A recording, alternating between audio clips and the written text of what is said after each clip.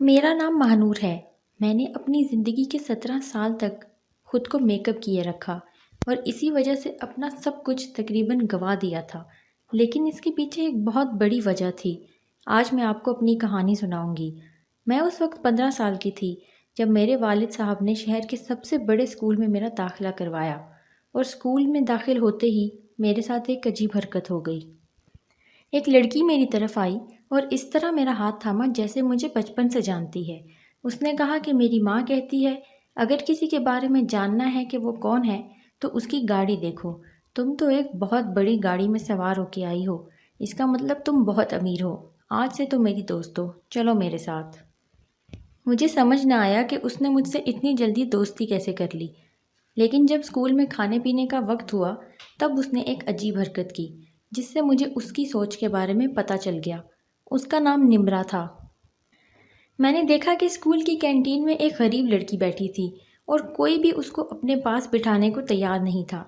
मैंने निम्रा से कहा कि क्यों ना हम सब उसके पास जाकर बैठें।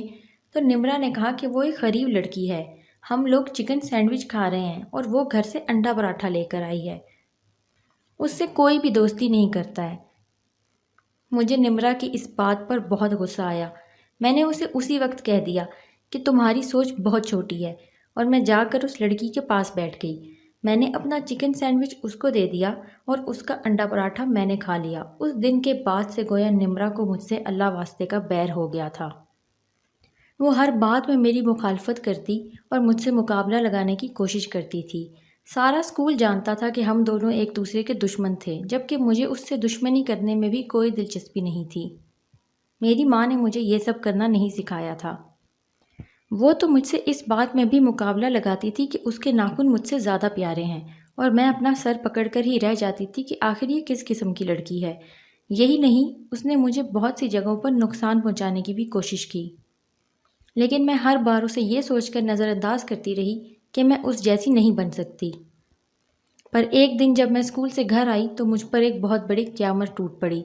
मुझे पता चला कि हमारे वालिद साहब हमारा सब कुछ अपने साथ लेकर हमें छोड़कर चले गए हैं और अब हमारे पास कुछ भी नहीं है, बल्कि वो हमारे लिए लाखों का कर्जा छोड़ गए हैं जिसको मेरी माँ ने अपना घर बेचकर चुकाया।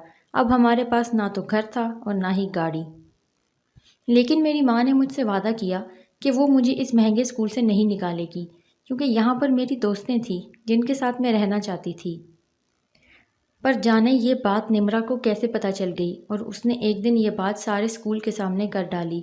अब सब मुझे भी बुरी नज़रों से देखते और मुझे हकीर समझते, क्योंकि ये अमीरों का स्कूल था, यहाँ गरीब बच्चे की कोई औकात नहीं थी। लेकिन मुझे इस बात से कोई फ़र्क नहीं पड़ता था, क्योंकि ज़िंदगी में मुसीबत किसी पर भी आ सकती थी। अगर आज मुझ पर आ गई थी तो कल यही मुसीबत निम्रा के हिस्से में भी आ सकती थी। मैं ज़िंदगी और किस्मत से शिकायतें करने वाली इंसान नहीं थी, लेकिन ज़िंदगी और किस्मत ने फिर कुछ ऐसा किया कि मैं भी हैरान हो गई। और वो ये था कि मेरी माँ ने निम्रा के बाप से शादी कर ली। निम्रा की माँ भी उनको छोड़कर जा चुकी थी। इस तरह निम्रा मेरी सौतेली बहन बन गई। सबसे पहले मुझे ये बात पता चली, लेकिन मैंने निम्रा को नहीं बताया और शादी तक इंतज़ार किया। और शादी वाले दिन जब निम्रा ने मुझे देखा तो गोया उसके तो तोते ही उड़ गए थे। वो सब मेहमानों के सामने अपने बाप से कहने लगी कि इसकी माँ को तलाक दे दो, ये मेरी सौतेली बहन नहीं हो सकती, ये तो एक गरीब लड़की है, ये तो ऐसी है, ये तो वैसी है। और क्योंकि उसने ये बात सबके सामने कह दी थी, इसीलिए उसके बाप ने उसे सबके सामने ही बहुत डांटा और ये देखकर मुझे बहुत खुशी हुई। मेरा निम्रा के साथ कुछ भी बुरा करने का इरादा नहीं था। बहरहाल मुझे इस बात पर बहुत हैरानगी हो रही थी कि किस्मत ने यह क्या कर डाला था। जिस लड़की से वो सख्त नफ़रत करती थी वही उसकी फैमिली का हिस्सा बन गई थी। पर फिर मेरी ज़िंदगी में एक और तूफ़ान आ गया और अब ये तूफ़ान बहुत बड़ा था, जिसके असरात मैंने सारी ज़िंदगी बर्दाश्त करने थे। और वो ये कि एक दिन जब मैं स्कूल से घर आई तो मुझे मेरे चेहरे पर कुछ अजीब से निशानात नज़र आए। वो निशान बिल्कुल सफ़ेद थे, जैसे कोई धब्बे से हों। और फिर मैंने नोट किया कि वो सिर्फ मेरे चेहरे पर ही नहीं बल्कि मेरे पूरे जिस्म पर थे। मेरी माँ मुझे फ़ौरन हस्पताल ले गई और डॉक्टर ने हमें एक बुरी खबर सुनाई। डॉक्टर का कहना था कि ये एक जिल्द की बीमारी है اور اب مجھے ساری زندگی اسی بیماری کے ساتھ رہنا ہوگا کیونکہ ابھی اس کا کوئی علاج نہیں ہے۔ ان دھبوں پر نہ تو مجھے خارش ہوتی تھی اور نہ ہی کوئی درد، پر وہ دھبے دیکھنے میں بہت برے لگتے تھے۔ میں جیسے ہی ہسپتال سے واپس گھر آئی میں نے خود کو کمرے میں بند کر لیا۔ 2 سے 3 دن تک میں روتی رہی اور میں نے کچھ بھی نہیں کھایا۔ پر پھر مجھے میری ماں نے سمجھایا کہ خوبصورتی کا تعلق دل اور روح سے ہوتا ہے، جسم اور چہرے سے نہیں، اور اس لحاظ سے تو تم اس دنیا کی سب سے خوبصورت لڑکی ہو۔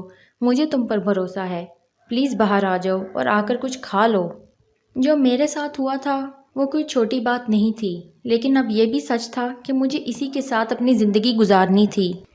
اس سب کو قبول کرنا میرے لیے آسان نہیں تھا، اس لیے میں نے ایک طریقہ نکالا۔ میں نے اپنے چہرے کو میک اپ میں چھپا لیا اور فل بازو والے کپڑے پہننے لگی۔ اس بات پر بھی نمرا نے میرا بہت مذاق بنایا کہ گرمی میں تم ایسے کپڑے پہن رہی ہو۔ شاید اس کو مجھ پر شک ہو گیا تھا، لیکن میں نہیں چاہتی تھی کہ اسے یہ بات پتہ چلے، کیونکہ اس طرح تو اس نے میری زندگی ہی برباد کر دینی تھی۔ وہ جو میرے خلاف جانے کا کوئی موقع نہیں چھوڑتی تھی، یہ بات تو اس کے لیے بہت بڑی بات ثابت ہونی تھی۔ ایک دن میرے لیے ایک رشتہ آیا۔ ہم لوگ امیر لوگ تھے، اس لیے ہمارے گھر میں کوئی تنگ نظری والا رویہ نہیں تھا۔ میری امی نے مجھے کہا کہ تمہیں اگر لڑکا پسند ہے تو تم مجھے بتا دینا، تب تک تم لوگ باہر بھی جا سکتے ہو، ایک دوسرے سے بات بھی کر سکتے ہو۔ اس لڑکے کا نام علی تھا۔ کچھ دن ہم لوگ ساتھ گھومے پھرے۔ اس نے مجھ سے محبت کا اظہار کیا اور کہا کہ وہ مجھے بہت پسند کرتا ہے اور میرے لیے اپنی جان بھی دے سکتا ہے۔ ایک رات تو وہ چوری چھپے میرے کمرے میں آ گیا، لیکن کمرے کی لائٹ آف تھی۔ میں نے اسے کہا کہ وہ یہاں کیا کر رہا ہے، تو اس نے کہا کہ وہ مجھے پرپوز کرنے آیا ہے۔ اس نے میرا ہاتھ تھام رکھا تھا اور وہ مجھ سے زندگی بھر ساتھ نبھانے کے وعدے کر رہا تھا کہ اچانک نمرا وہاں آ گئی اور اس نے لائٹ آن کر دی۔ نمرا کا خیال یہ تھا کہ وہ مجھے علی کے ساتھ پکڑوا کر میری بےزتی کروائے گی، پر پھر وہاں علی نے اور نمرا نے جو منظر دیکھا وہ ان کے لیے بہت حیران کن تھا۔ انہوں نے مجھے بنا میک اپ کے دیکھ لیا۔ مجھے نمرا سے تو یہی امید تھی کہ وہ بری بری باتیں کرے گی، جو کہ اس نے کی۔ اس نے کہا کہ تمہیں یہ کس قسم کی بیماری ہے، تم تو ایک چڑیل ہو۔ لیکن علی کے بارے میں نے ایسا نہیں سوچا تھا۔ وہ تو فوراً وہاں سے بھاگ گیا اور اگلے دن میں نے نمرا اور علی کو ساتھ دیکھا۔ علی نے نمرا کا ہاتھ تھام رکھا تھا اور وہ اسے پرپوز کر رہا تھا، بلکہ اسے وہی لائن بھی سنا رہا تھا جو اس نے مجھے سنائی تھی کہ میں تمہارے لیے اپنی جان بھی دے سکتا ہوں۔ میں نے علی کو فوراً ٹوک دیا اور کہا کہ آخر تم کس قسم کے گھٹیا انسان ہو؟ ابھی کل تو تم یہی بات مجھ سے کہہ رہے تھے اور اب یہی بات میری سوتیلی بہن سے کر رہے ہو۔ تو اس نے مجھے کہا کہ وہ میرے ساتھ نہیں رہنا چاہتا ہے کیونکہ میں دکھنے میں بالکل بھی اچھی نہیں ہوں۔ اس دن میرا دل بہت دکھا تھا، کیونکہ آپ جتنی بھی ہمت کر لیں لیکن ایسی باتوں سے آپ کو بہت تکلیف ہوتی ہے۔ میں گھر آئی اور پھر سے 2-4 دن روتے ہوئے ہی گزار دیے۔ اس وقت تک ہم کالج میں آ گئے تھے۔ یہاں بھی نمرا میرے ساتھ تھی۔ اب نمرا کو میرے راز کے بارے میں پتہ چل گیا تھا اور اس نے مجھے بلیک میل کرنا شروع کر دیا۔ اس نے کہا کہ اگر تم نے میرے خلاف جا کر کوئی بھی بات کی تو میں سارے کالج کو تمہاری اصلیت بتا دوں گی۔ میں اس وقت کم عمر تھی، میرا دماغ کچا تھا، اس طرح کی بات سے میں ڈر گئی تھی۔ میں نہیں چاہتی تھی کہ سب کو میرا راز پتہ چلے۔ اگر مجھے اپنا راز کھلنے کا اتنا ڈر نہ ہوتا تو میں اتنے سال تک میک اپ کیوں کرتی؟ ظاہر ہے کہ میں اس چیز سے ڈرتی تھی۔ یہی میرا اکلوتا ڈر تھا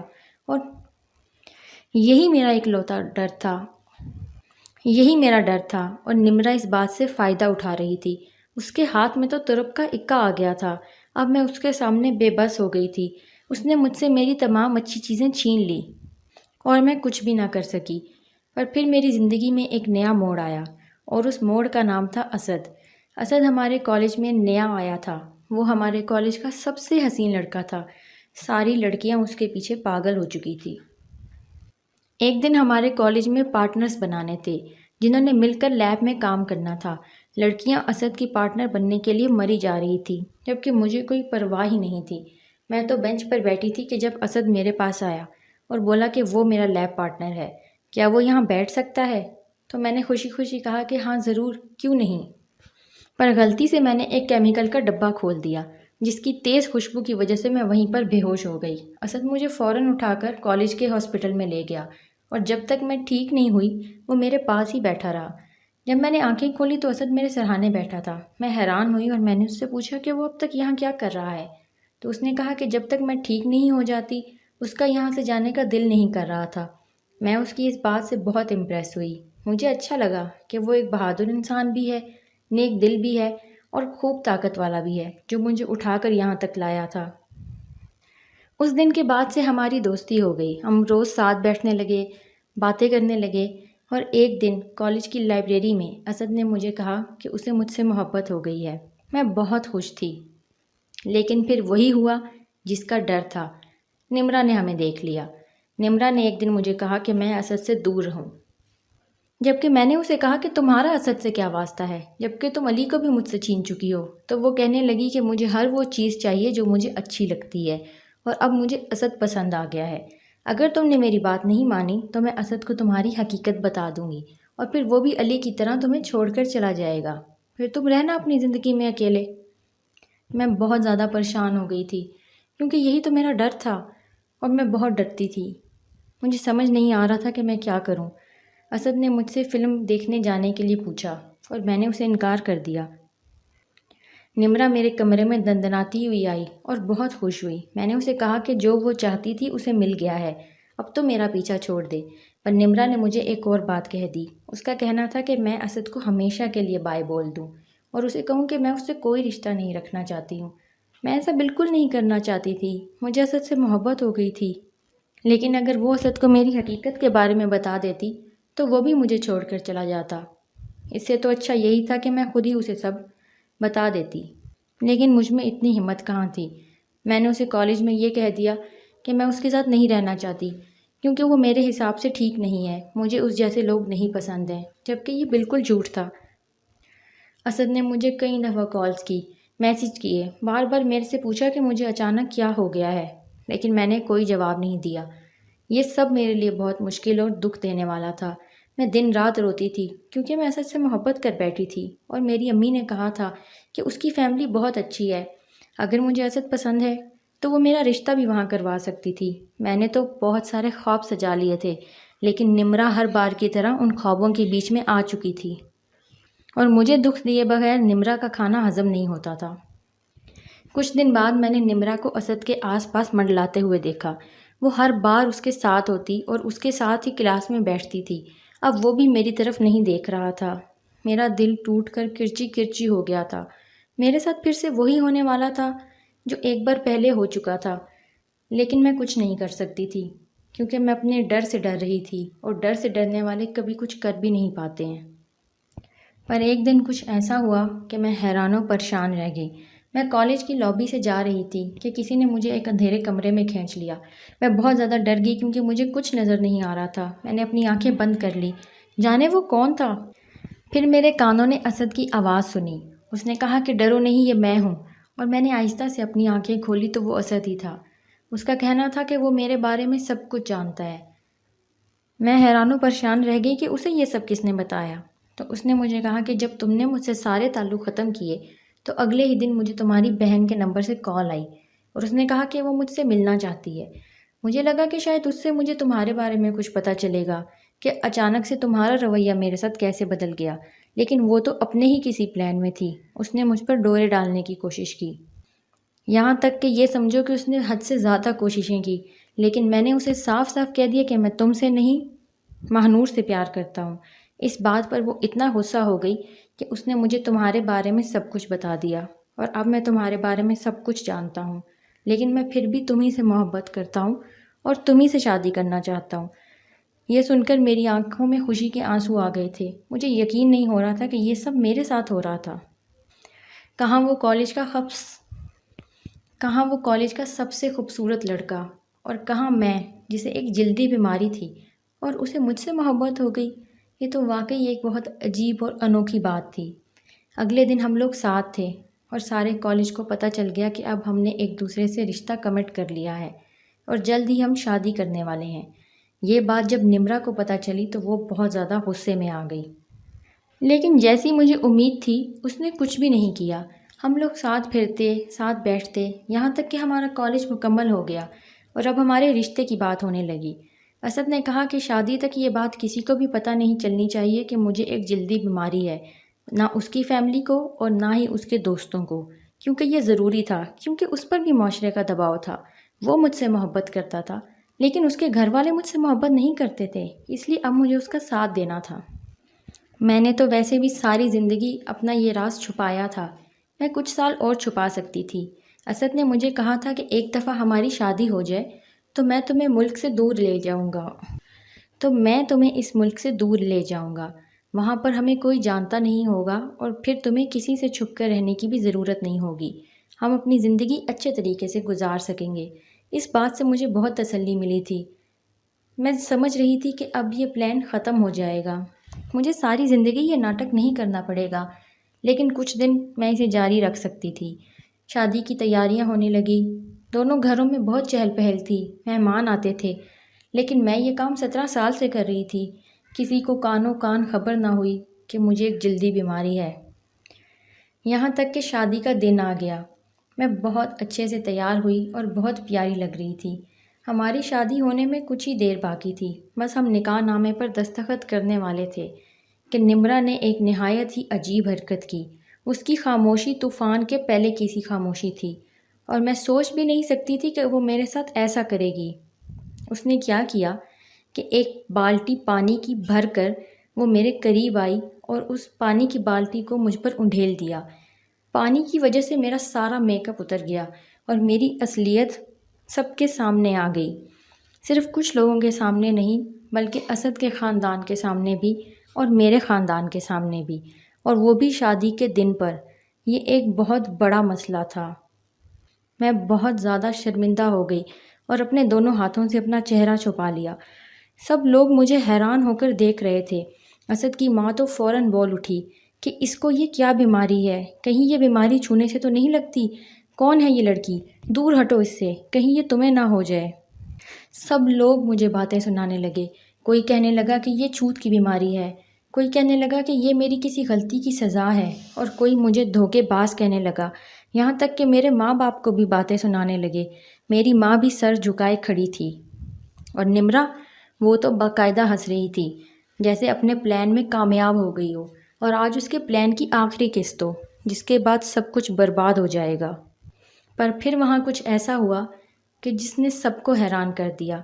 اسد نے فوراً نکاح نامے پر دستخط کیے اور مجھ سے